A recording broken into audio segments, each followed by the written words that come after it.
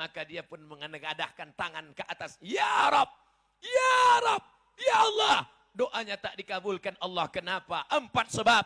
Mat'amuhu haram. Karena makan malbasuhu haram. Masrabuhu haram. Makan haram, minum haram, pakaian haram. Yang paling kasihan nomor 4. Wa ghuziya bil haram. Dikasih makan Siap mendengar? Nabi melihat dalam Isra Mi'raj, ada orang perutnya besar, sampai sebesar rumah. Lalu Nabi bertanya kepada Jibril, Jibril, ya ini kenapa besar sekali? Rupanya karena makan haram, bukan makan hati. Makan haram. Jadi dengan Isra Mi'raj ini, hendaknya setelah ini berubah. Yang selama ini makan haram berhentilah. Kerja di kantor camat.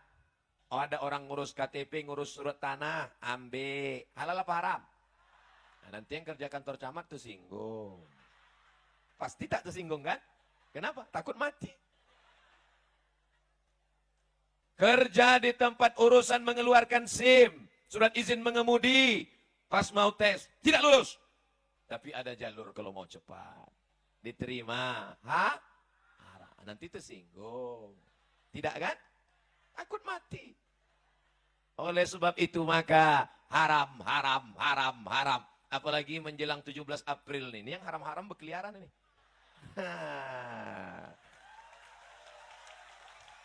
Beras haram. Minyak haram. Gula haram. Sembako haram. Ustadz Somad, kalau dikasih, saya terus terang sampai sekarang, makanya kuat saya bilang haram, belum dapat. Kalau udah dapat nanti dengarlah ceramahnya. Ceramah kita petang ini adalah bagaimana supaya kita hidup ini tenang. Ibu mau tenang? Banyak-banyak beristighfar ya. Astaghfirullah Rabbal baraya.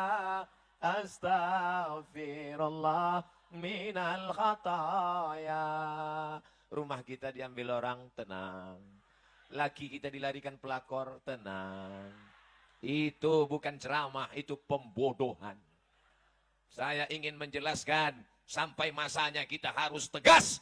Sampai masanya harus berkata tidak. Kalau halal katakan halal, kalau haram katakan haram. Jangan bilang haram karena tak dapat.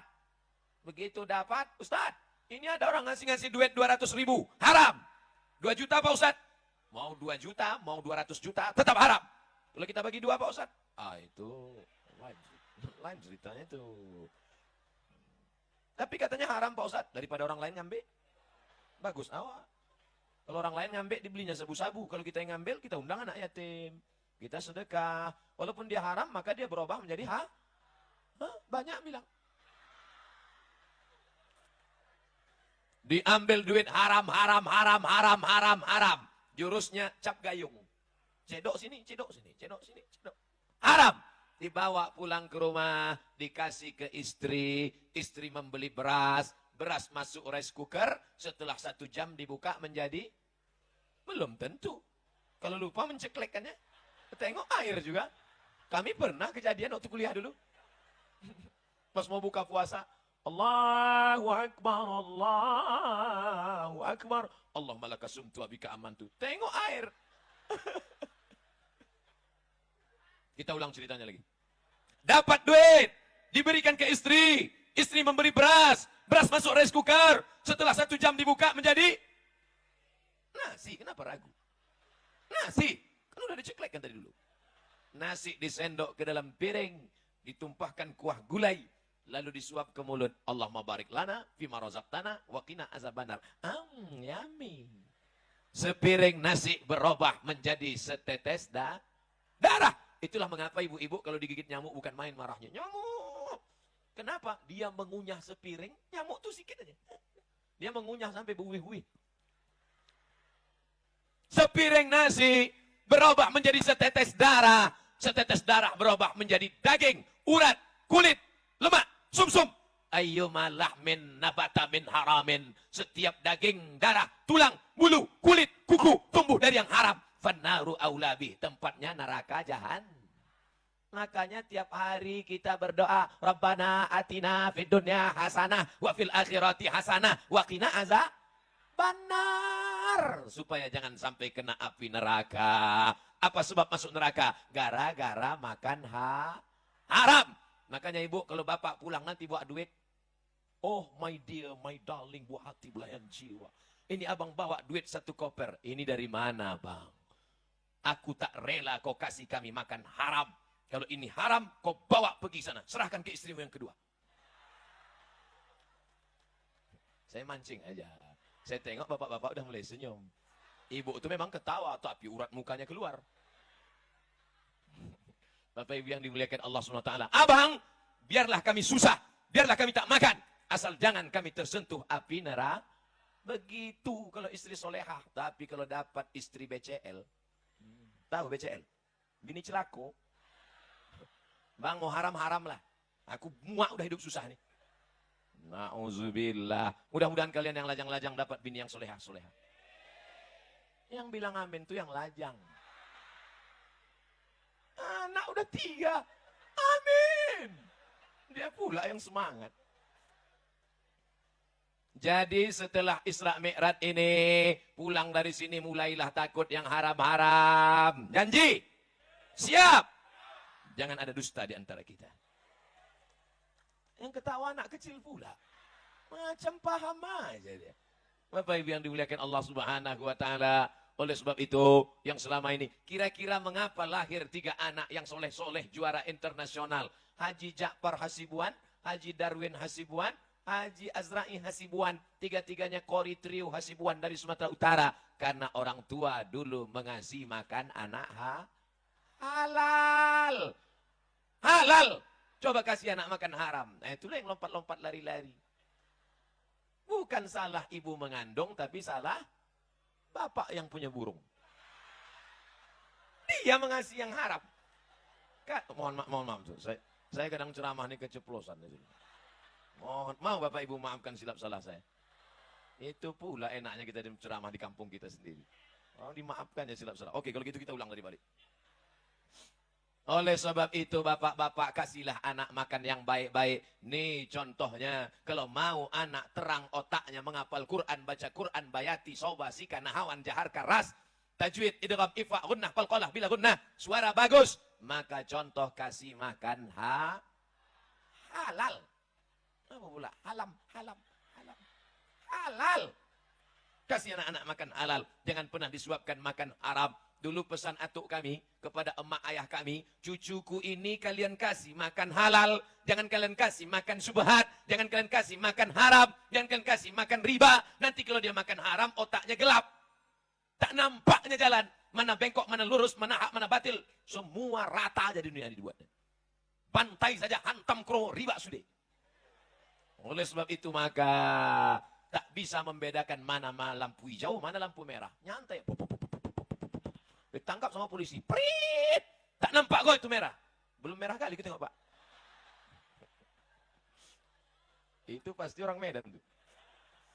Bapak Ibu yang dimuliakan Allah Subhanahu wa taala. Sedangkan lalu lintas aja ada rambu-rambunya, apalagi hidup. Oleh sebab itu yang buta itu bukan matanya, tapi yang buta itu hatinya. Kenapa hati ini buta? Karena sepiring mangkok bakso mie ayam. Mie ayam pakai bakso Pak Ustaz, sama lah itu. Masuk ke dalam mulut dari yang Arab, maka setetes darah masuk ke jantung yang menyemburkan darah dari jantung ke otak jantung. Jantung yang berdegup, berdetak, 2 jari di bawah terasa dia. Kalau mikrofon yang mahal-mahal itu bisa terdengar.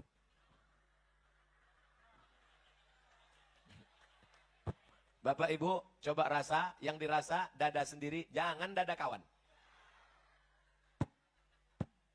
Itu kalau yang normal. Tapi kalau yang banyak utang.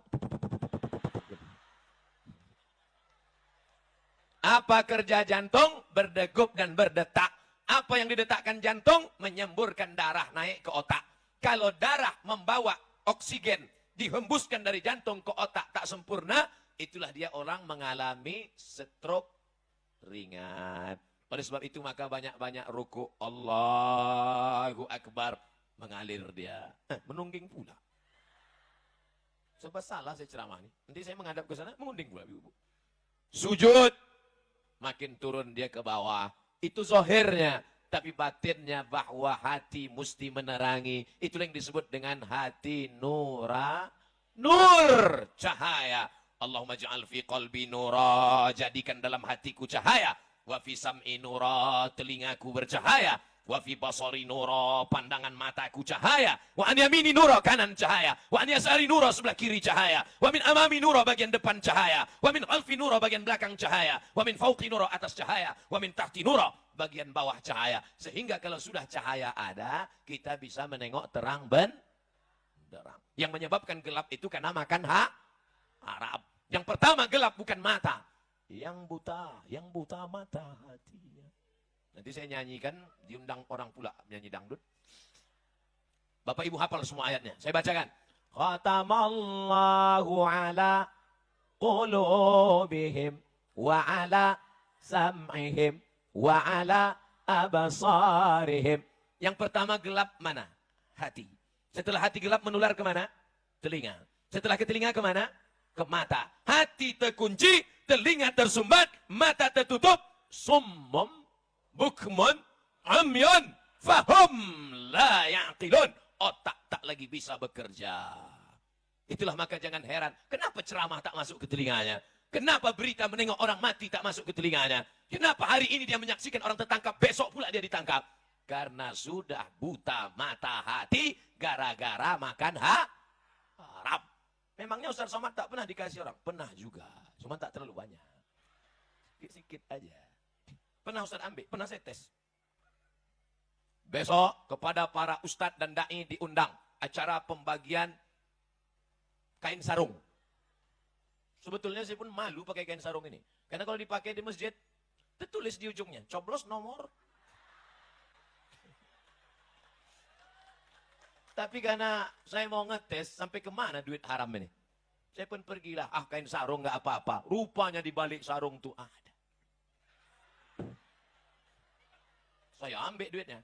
Dalam hati saya sudah berkata, hai Somad, ini haram, ini haram, ini haram. Tapi datang setan. Kata setan, mat sikit tak apa-apa. Ambil aja, kau ambil. Habis itu istighfar. Astaghfirullah. Rabbal bara. Kata setan. Rupanya setan itu ada juga baiknya kadang. Saya ambil lah. Saya tengok isinya 1 juta. Buka kunci kendaraan. Hidupkan mesin. Pas pijak kopling. Plum, jebol. Masuk ke bengkel besok 1,5 juta. Sejak itu tobat saya ngambil duit haram. Akan datang kalau ada ngasih 1 juta lagi tak mau saya. Kalau 100 istikharah saya dulu. Artinya itulah dia duit hantu dimakan setan. Ya Allah udah aku sampaikan ya Allah. Kalau masih mereka juga makan haram dia tak tahulah lagi Allah. Udah aku sampaikan ya Allah. Dikasih anak makan haram. Setetes darah masuk ke jantung. Dari jantung disemburkan jantung naik ke otak. Akhirnya isi otak anak otak makan haram. Tertulis di keningnya, otak haram. Aku heran tengok anakku nih Pak Ustaz. Ku masukkan ke pesantren, lari. Ku masukkan ke SMP, ditumbuknya gurunya, pecah uncungnya. Heran aku Pak Ustaz. Mau mengamuk saja. Bapak salah, ibu salah, anak salah. Tapi kesalahan anak bermuara dari bapak ibu yang menyuapkan anak makan haram. Nasinya halal, kecapnya halal, ayamnya halal. Tapi diberi dari uang haram. Papa mau keluar kota, ya. Papa lama keluar nih 5 hari, jarang pulang. Namanya siapa? Bang Toib. Ibu pun berdoa dari rumah. Ya Allah, selamatkan suamiku pergi, selamatkan pulang. Jangan sampai diganggu pramugari, jangan sampai diganggu janda tua-tua, tak apa-apa, yang muda jangan. Anak pun begitu juga. Tolonglah papa ya Allah. Papa. Jangan panggil papa nak. Anak awak makan sambal belacan. Ayah, adik doakan ya. Iya. Tapi doa anak bini tak dikabulkan Allah. Apa sebab? 4. Rajulun as'as. Ada orang yang rambutnya kusut dan berdebu. Kenapa kusut? Karena dia sedang di tanah suci melaksanakan ihram. Kenapa berdebu? Karena dia tak mandi. Kalau mandi takut gugur bayar dam. Kalau disisirnya takut gugur bayar dam. Potong kambing. Maka dia pun mengadahkan tangan ke atas. Ya Rab! Ya Rab! Ya Allah! Doanya tak dikabulkan Allah. Kenapa? 4 sebab. Mat'amuhu haram. Karena makan malbasuhu haram. Masrabuhu haram. makan haram, minum haram, pakaian haram. Yang paling kasihan nomor 4. Wa ghuziya bil haram. Dikasih makan Saudaraku yang dimuliakan Allah Subhanahu wa taala.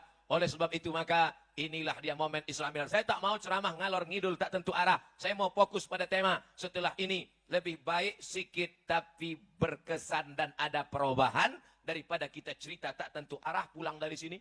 Siapa ceramah tadi? Ustaz Somad. Apa yang kau tengok? Tak sesuai gambar dia macam di YouTube. Kau tengok di YouTube tuh keren kali. Was nampak aku keren kurus hitam. Bukan itu tujuan kita ngaji. Tujuan ada perubahan. Dah selesai satu. Tadi saya mulai jam 4:30, sekarang jam 5:30 menit. Satu masalah sudah selesai, yaitu masalah perut besar karena banyak makan haram. Tapi kawan-kawan yang perutnya besar nih bukan berarti makan haram.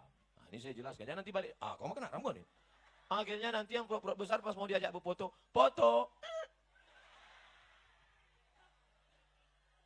Yang gemuk sehat, yang kurus sehat, jangan paksakan diri. Ibu mau makan, makan aja. Saya, asal ada makanan saya makan. Makan ketupat, makan kepitik, makan udang, semua saya makan. Tak ada gemuk-gemuk. Yang penting itu bukan masalah makanannya, tapi pola makannya. Kalau benar, tetap slim. Ini ibu saking ingin kurus ditahan makan. Ada orang kasih udang, enggak mau. Ngasih, enggak mau. Ini enggak mau. Besok mati. Habis udang tuh dimakan bini baru dia. Makanya ibu kalau makan, makan aja. Jangan diet-diet. Setuju? Saya sedang memunculkan keresahan mereka.